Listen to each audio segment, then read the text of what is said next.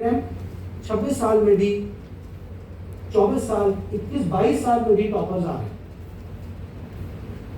सो ये बात तो है कि हाँ, मेहनत तो लोग कर रहे हैं, शुरुआत तो कर देते हैं, और इस प्रोसेस को जानने में, समझने में, बूझने में आपको ना टाइम लगता है। आप जब नोट्स बनाओगे ना, आप ऑप्शंस पढ़ोगे, आप उसको भी समझोगे। ऑब्वियसली कई बार ऐसा होता है कि आपके पास रेडीमेड नोट्स भी हैं, मार्केट में है, नीड नॉट टू मेक। ये डिपेंड करेगा कि आपका पोटेंशियल कैसा है। क्योंकि कई बार क्या होता है, हम लोग को बोलते हैं कि भाई नहीं, आपको नोट्स नहीं बनाने हैं, ऑलरेडी रेडीमेड नोट्स हैं। कई बार क्या होता है कि हम नोट्स बनाने हैं, बट ये डिपेंड करता है आपके पोटेंशियल पे। If you can grasp the things without writing down by yourself, तो आप बिना उसके करिए। लेकिन आपको लग रहा है कि नहीं, आप मुझे लिख के समझ में आ रहा है, तो आप लिख के करिए। हो सकता है इनिशियली टू स्टार्ट विद आप लिख के पढ़ोगे तो जल्दी आपको रिटेन हो जाए, और धीरे धीरे over the period of time ये हैबिट आपकी चेंज हो। तो आपको कैसे करना है वो आप, ठीक है। ऑप्शनल्स की बात करेंगे अगर, तो एक सवाल आता है सर, ऑप्शनल कैसे चूज करें। देखो कितने यहां पर हैं जो ऑप्शंस में आर्ट्स साइड, कितने लोग हैं आर्ट्स साइड है। तो आप लोगों ने जो सब्जेक्ट ग्रेजुएशन में लिया है वो मजबूरी में लिया है या खुशी खुशी लिया है? मजबूरी, खुशी खुशी। कोई ऐसा मजबूरी वाला कि ये नहीं मिल रहा है, होते हैं सही है। देखो यार, अगर जो ग्रेजुएशन में आप सब्जेक्ट ले हुए हो और अगर आपको वो सब्जेक्ट अच्छे से समझ में आ रहा है, तो बहुत अच्छी बात है, आप उसको आगे परस्यू कर सकते हो एज एन ऑप्शन ऑल्सो। क्योंकि आपके ग्रेजुएशन में है, उसको आप 3 साल पढ़ोगे, उसके साथ आप PYQs देखोगे, थोड़ा बहुत उसको अपना एडवांस करके आपका ऑप्शन रेडी हो सकता है। लेकिन अगर भी आपका वो ऑप्शन वो नहीं है जो आप परस्यू कर रहे हो, आपका मन उसमें नहीं है, तो तरीका यही होता है कि यार आप ना यूपीएससी, अपना इंटरेस्ट देख लो पहले, तो मेरा इंटरेस्ट इसके अलावा किसमें है, उठाओ PYQs। क्या तरीका, कैसे सर कैसे जाने, अरे PYQs देखो, सिलेबस देखो, टॉपर्स के नंबर कैसे आए हैं वो देखो, सोर्सेस क्या अवेलेबल है वो देखो। इस बेसिस पे आप अपने ऑप्शन को चूज कर सकते हो। और थोड़ा उसमें जूझना पड़ेगा आपको ना, बार बार इसमें लगना पड़ेगा, थोड़ा फेल हो गए फिर सीखोगे। मैं एक बात हमेशा कहता हूँ कि you fail fast, you learn faster. तो जितना जल्दी आप चीजों में फेल होगे ना, उतनी जल्दी आपको चीजें समझ में आएंगी कि ये काम तो नहीं करना है। एंड बाकी आपके पास आपके मेंटर्स हैं जो आपको ये गाइडेंस पहले से देंगे कि ऐसा मत करो। बट जूझना तो आपको पड़ेगा। कहीं भी आप कोचिंग में हो, आप मेंटर्स के पास हो, वो आपको वहां तक साथ देगी जब तक वो कोचिंग चल रही है, बट आफ्टर दैट आपको खुद ही करना है। तो इस कोचिंग के दौरान पे या इस पीरियड में सीखिए, ऐसे ये चीज सीखिए कि हमें कैसे आत्मनिर्भर बनना है एक तरीके से। क्योंकि ऐसा थोड़ी है कि एक बार आप IAS बन जाओगे, आप UPSC क्रैक कर दिए, तो फिर आप सुबह द हिंदू न्यूज क्लास में ही क्लास खोल रहे हो, जब आप देखें अखबार में क्या आया क्लास करते हैं, you will read it on your own ना। ये सेल्फ जो आप करोगे ना, बुक रीडिंग बहुत इंपॉर्टेंट है। आज के लोगों में ना किताब पढ़ने की क्षमता ही नहीं है स्टूडेंट्स की। इतनी मोटी किताब वैसे ही बंद कर दिया, कुछ क्रक्स मटेरियल मिल जाए, मुझे छोटा चीज मिल जाए, हो जाए काम। तो उससे डरना नहीं है, थोड़ा सा जूझो। इनिशियली कुछ मेहनत लगेगी आपको, लेकिन धीरे धीरे वो टाइम के साथ ही जो है फ्लुएंसी बनती है। क्रिकेट खेलते हैं तो पहली बार में आप बेहतरीन शॉट्स नहीं मार सकते हो।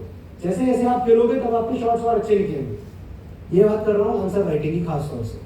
स्टूडेंट कहते हैं सर आंसर राइटिंग कैसे करें? अरे कैसे क्या करें? पेन उठाओ, पेज उठाओ, लिखो। ऐसे वे क्वेश्चन आते हैं ना सर, कैसे रिवाइज करें? अरे कैसे रिवाइज कर सकते हैं? इसका आंसर क्या एक्सपेक्ट करते हो उससे? अरे कैसे रिवाइज करेगा? सीधा तरीका भाई यही है, किताब उठाओ रिवाइज करो। ये क्वेश्चन वही लोग पूछते हैं जिन्होंने रिवीजन शुरू किया ही नहीं। सर एनसीईआरटी कैसे पढ़े? अरे इसका भी कोई तरीका थोड़ी है। ये क्वेश्चन वो लोग पूछते हैं ना जिन्होंने एनसीईआरटी पढ़ना शुरू ही नहीं किया है। अगर आप जरा भी एनसीईआरटी पढ़े होगे ना, तो आपका क्वेश्चन चेंज हो जाएगा। आप मुझसे स्पेसिफिक क्वेश्चन पूछोगे, सर इसमें ना ये प्रॉब्लम आ रही है, ये बताइए। सर आंसर राइटिंग में ना ये प्रॉब्लम आ रही है, ये बताइए। बट आपका ये सवाल होना कि कैसे करें? लेट मी टेल यू, इस एग्जाम की प्रिपरेशन में 80% स्टूडेंट्स आंसर राइटिंग करते ही नहीं। आपको बता रहा हूं, 20% आर द वंस जो आंसर राइटिंग की प्रैक्टिस कर रहे होते हैं। 80% करते ही नहीं है, उनका पेन ही चलता है भाई।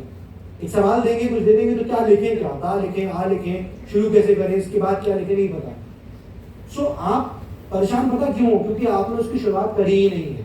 आप एक आंसर लिखो तो, कुछ भी लिखो, अंडरस्टैंड, जो समझ में आ रहा है वो लिखो, बट राइट शुरू तो करो एटलीस्ट। आप शुरू नहीं करते हो और आप परेशान हो गए कि आंसर राइटिंग नहीं हो रही।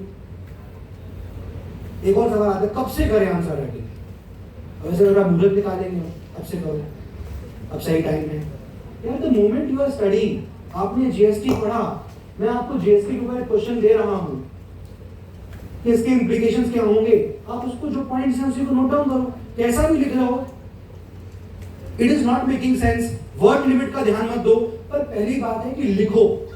मैं उनके लिए बोल रहा हूं जो स्टूडेंट्स बिल्कुल लिखते ही नहीं है, जो थोड़े भी सीरियस होते हैं वो लिखना शुरू कर देते हैं और उनके सवाल, उनकी प्रॉब्लम्स डिफरेंट होती है। लेकिन जो कुछ भी नहीं कर रहा है, I want to lift you up, I want to say that right, pen चलाओ, पेपर पे लिखो, जो समझ में आ रहा है वो लिखो, जितना समझ में आ रहा है उतना लिखो, गलत समझ में आ रहा है गलत लिखो, लेकिन लिखो तो। फिर धीरे धीरे क्या होगा कि इस प्रोसेस को आप अपना रिफाइन करोगे और फिर आप समझ में आने लग जाएगा कि अच्छा ये चीज जो है ऐसा है। एक कोई आंसर आप लिखो, देख कर लिखोगे, और फिर मैं बोलूं कि उसी आंसर को बिना देखे लिखो तो लिख पाओगे ना, कुछ रेलेवेंस बना लोगे ना कि हाँ ठीक है ऐसे करना। इसका मतलब क्या कि भाई एक बार आपका अगर तैयार हो गया टॉपिक, तो आपके पास कंटेंट है लिखने को, कंटेंट है तो उसको लिखने की कोशिश करो। गलत लिखोगे उसको इवैल्यूएट करवाओ, फिर ठीक करो, फिर इवैल्यूएट करवाओ, फिर ठीक करो।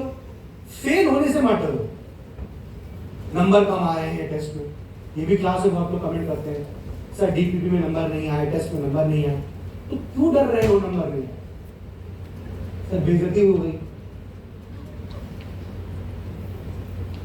डोनाल्ड ट्रंप हमारे विधायक थोड़ी है, उनकी फैमिली से थोड़ी है हम लोग कि भाई हम बेइज्जती हो रही है तो खानदान का नाम खराब हो जाएगा, होने दो।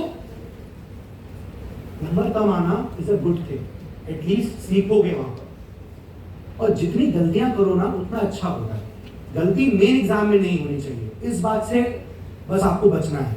अभी जितनी गलती हो रही है होने दो, not an issue, not a problem. जितनी गलती हो रही है होने दो, करो गलती, खूब गलती करो, क्वेश्चंस करो, गलत हो रहा है फिर उसका एक्सप्लेनेशन पढ़ो, फिर समझो क्या उसका एक्सप्लेनेशन था, मैंने गलती क्या की। The more you make mistakes if you are making, तो आप उतना अच्छा रिफाइन हो रहे हो। समझ में आ रहा है?